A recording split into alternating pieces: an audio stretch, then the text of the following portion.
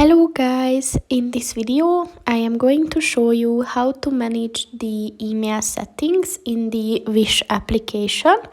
But first I just want to mention, don't forget to subscribe to my channel, because at 10,000 subscribers I am going to show you my whole YouTube revenue statistics and growth strategy, as well as how to make money online. Let's jump into it. First of all, open the application on your phone.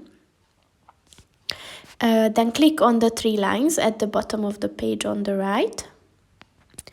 And then click on the settings button at the top of the page on the right. And then click on the email settings button. And here you can see you can add to receive emails for deals and promotions and for rewards as well. So if you want to do that, just click on the white button.